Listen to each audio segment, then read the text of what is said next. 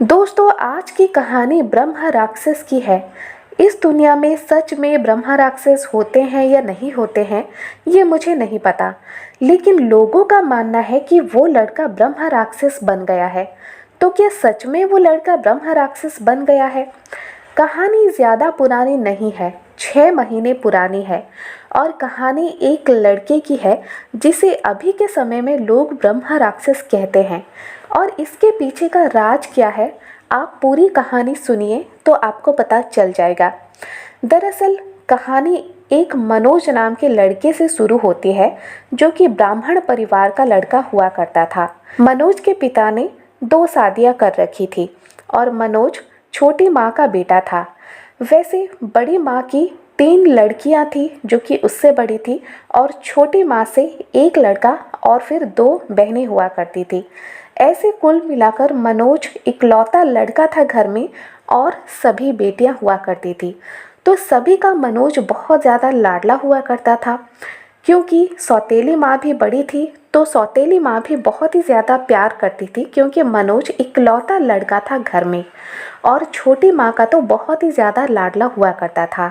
मनोज ने ज़्यादा पढ़ाई लिखाई नहीं की, और जब थोड़ा बड़ा हो गया तो उसने काम करना शुरू कर दिया। पास में ही एक गैराज में वो काम किया करता था, जिससे उसकी थोड़ी बहुत कमाई हो जाती थी। और वो घर पर भी बहुत ही ज़्यादा मदद कर दिया करता था हर काम में। बहुत ही अच्छा लड़का था। आस पड़ोस में भी उसे बहुत ही ज़्यादा सम्मान से देखते थे सभी लोग। उड़ीसा में हर ब्राह्मण लड़के को 11 या 12 साल में ही मुंडन करा दिया जाता है, और मनोज की उम्र अभी तकरीबन 21 साल की हो चुकी थी। बस 21 साल पूरे होने को कुछ दिन बाकी थे, उसका जन्मदिन आने वाला था। लेकिन जन्मदिन आता इससे पहले ही एक बहुत बड़ी दुर्घटना उसके साथ घट जाती है। मनोज अपने काम से पेट्रोल पंप गया हुआ था, और पेट्रोल पंप से तेल भरवाने के बाद जब वो पेट्रोल पंप से निकल ही रहा था, तो दूसरी ओर से एक बहुत बड़ा ट्रक आता है और उसे कुचलकर चला जाता है। मनोज की वहीं पर मृत्यु हो जाती है। क्योंकि घर का इकलौता बेटा था मनोज, तो शोक की छाया घर पर और आस पड़ोस में भी बहुत ही ज़्यादा होती है। सभी लोग बहुत ही ज़्यादा रोते हैं, बिलखते हैं, लेकिन क्या ही किया जा सकता है। भगवान की मर्जी के आगे किसी की भी नहीं चलती। घर वाले अपने दुख को संभालते हैं और मनोज का अंतिम संस्कार करते हैं। ब्राह्मण रीति नीति में जो भी अंतिम संस्कार की विधि होती है, वो सब कुछ किया जाता है। और फिर 1-2 महीने ऐसे ही निकल जाते हैं। घर पर मनोज की दोनों माएँ रोती बिलखती रहती हैं, लेकिन समय के साथ साथ अपने दुख को भी वो लोग काबू कर लेती हैं। फिर 3-4 महीने ऐसे ही निकल जाती हैं। लेकिन अभी अभी ठीक 2 महीने पहले की बात है। एक लड़की होती है जिसका नाम है चाइना। चाइना यानी चाइना देश नहीं, चाइना उस लड़की का नाम था। और उस लड़की का नाम चाइना क्यों पड़ा? क्योंकि वो बहुत ही ज़्यादा सफ़ेद थी, इतनी ज़्यादा सफ़ेद थी कि लोग उसे बचपन में चाइना देश से आती हुई लड़की कहते थे, तो इसलिए उसका नाम चाइना पड़ गया। और चाइना इतनी ज़्यादा सफ़ेद थी कि हमेशा उसकी माँ उसे एक काला टीका लगा देती थी, ताकि किसी और की बुरी नज़र उस पर ना पड़े। लेकिन मनोज की बुरी नज़र उस पर पड़ ही गई। मनोज के घर से तकरीबन 100 कदम की दूरी पर उस लड़की चाइना का घर था। और एक दिन चाइना दोपहर में खाना खाने के बाद सो गई थी। फिर 5 बज जाते हैं शाम के, 6 बज जाते हैं शाम के, लेकिन वो नहीं उठती। और जब उसकी माँ उसे जगाने की कोशिश करती है, तो वो बिल्कुल भी हिलती डुलती नहीं है, और ना ही अपनी माँ की बातें सुनती है। तो फिर माँ बहुत ही ज़्यादा घबरा जाती है, पिता को बुलाती है। और फिर पिता जब आकर देखते हैं तो उन्हें कुछ गड़बड़ लगता है। पिता एम्बुलेंस को बुलाते हैं और फिर चाइना को हॉस्पिटल ले जाते हैं। वहाँ उसे सलाइन दिया जाता है, और थोड़ी देर के बाद उसे होश भी आ जाते हैं। डॉक्टर को लगा कि हो सकता है कि चाइना के शरीर में डिहाइड्रेशन हो गया हो, और इसी वजह से वो तकरीबन बेहोशी हो गई थी।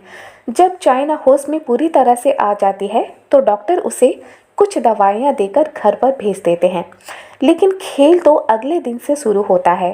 उस दिन किसी को भी मनोज के बारे में कुछ याद ही नहीं आता कि मनोज की मृत्यु हो चुकी है और वो एक आत्मा बन चुकी है। लेकिन अगले दिन से शाम को एक ऐसा हादसा होता है जिसे देखकर चाइना की माँ बहुत ही ज़्यादा डर जाती है। जब शाम ढलती है, जब चाइना अचानक से बहुत ही भयंकर सी आवाज़ें निकालने लगती है और अपने आप को पीटती रहती है, और इस कदर अपने आप को पीटती रहती है मानो चाइना को बहुत ही ज़्यादा अंदर ही अंदर दर्द हो रहा है और वो चीखती चिल्लाती रहती है। ये सब देखकर चाइना की माँ दौड़कर आती है और फिर पूछती है कि चाइना, तुम्हें क्या हुआ? क्या तुम्हारे पेट में दर्द है? क्या तुम्हारे सर में दर्द है? लेकिन चाइना कहती है कि चाइना कौन है?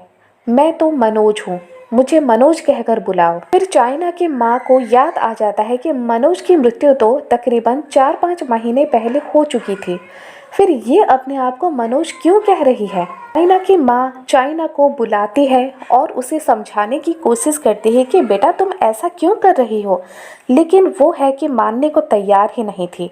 और चाइना के अंदर से मनोज कहता है कि तुम मेरी माँ को बुलाओ, तुम मेरी माँ को बुलाओ। फिर चाइना की माँ को थोड़ा बहुत समझ में आ जाता है कि हो सकता है कि मनोज की आत्मा चाइना के अंदर घुस गई हो, तो वो फौरन दौड़कर जाकर मनोज की माँ को बुलाकर लाती है। मनोज की दोनों माएँ दौड़कर आती हैं और फिर गले लगा लेती हैं चाइना को, और गले लगाने के बाद चाइना बहुत ही ज़्यादा रोने लगती है, क्योंकि चाइना के शरीर के अंदर मनोज की आत्मा थी, तो दोनों माँओं को देखकर वो बहुत ही ज़्यादा रोने लगता है। फिर मनोज कहता है कि मैं उस दिन नहीं जाना चाहता था पेट्रोल पंप, लेकिन ज़बरदस्ती मेरे गैरेज के मालिक ने मुझे भेजा। और पता नहीं मुझे ऐसा क्यों लगा कि कोई मुझे घसीट कर लेकर जा रहा है ट्रक के आगे।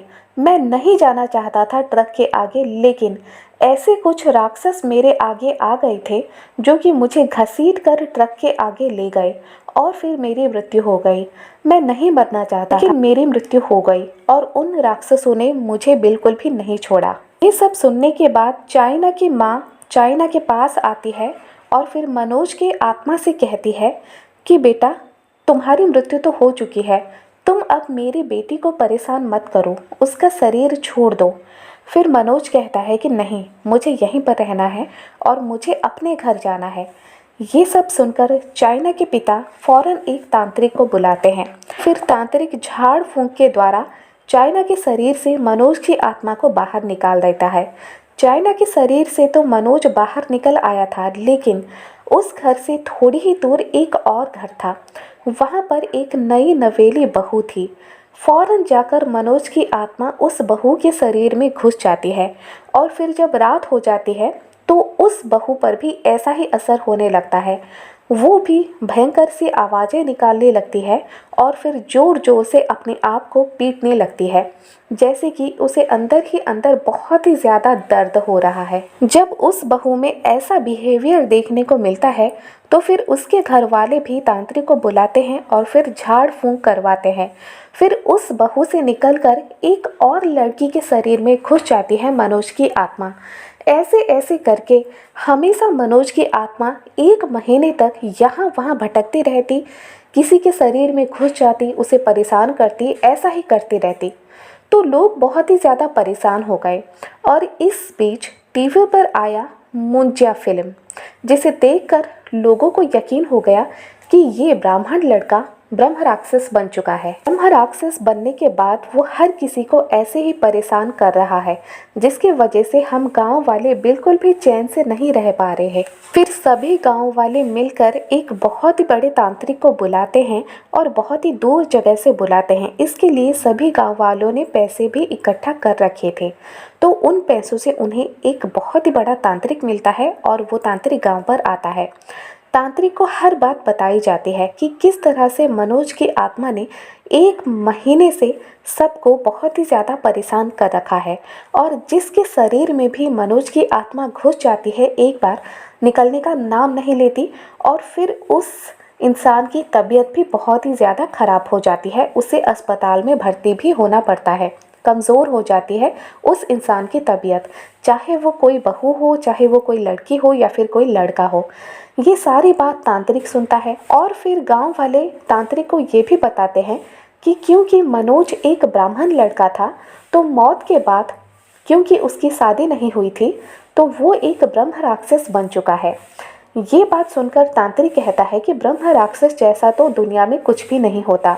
हाँ, आत्मा ज़रूर होती है, लेकिन आप लोगों ने उसे एक फिल्म देखकर ब्रह्म राक्षस का नाम दे दिया है। चाहे वो ब्रह्म राक्षस हो, चाहे वो एक आत्मा हो, आप लोग परेशान मत होइए, मैं उसे निकाल बाहर करूँगा इस गांव से। फिर तांत्रिक अमावास की रात को एक बहुत ही बड़ा पूजा करता है, जिस पूजा में एक बहुत ही बड़ा हवन होता है, और उस पूजा के ज़रिए, उस हवन के ज़रिए और कुछ मंत्रों के ज़रिए मनोज की आत्मा को एक बोतल में कैद किया जाता है। फिर वो तांत्रिक उस बोतल को अपने साथ ले जाता है ताकि मनोज की आत्मा फिर से इस गांव में ना आ सके। मनोज की आत्मा जिस बोतल में थी, तांत्रिक उसे अपने साथ ले जाता है और एक अनजान जगह पर, एक जंगल के अंदर उसे दफना देता है ताकि किसी और की नज़र उस पर ना पड़े और मनोज की आत्मा कभी भी बाहर ना आ पाए। तो ऐसे करके गांव से मनोज की आत्मा बाहर निकल जाती है और गांव वाले शांति से भी रह पाते हैं। लेकिन ये जो बात है कि ब्रह्म राक्षस और अगर कोई ब्राह्मण लड़का शादी से पहले उसकी मृत्यु हो जाती है तो वो ब्रह्म राक्षस बन जाता है, ये बिल्कुल एक मनगढ़ंत कहानी है। हाँ, लेकिन अगर आत्मा की बात की जाए तो आप मनोज की आत्मा को एक भटकती हुई आत्मा कह सकते हैं, लेकिन उसे ब्रह्म राक्षस का नाम देना ये तो कोई बात नहीं होती। तो दोस्तों, आज की ये कहानी अगर आपको थोड़ी भी पसंद आए तो लाइक, शेयर, सब्सक्राइब करना बिल्कुल भी ना भूलें।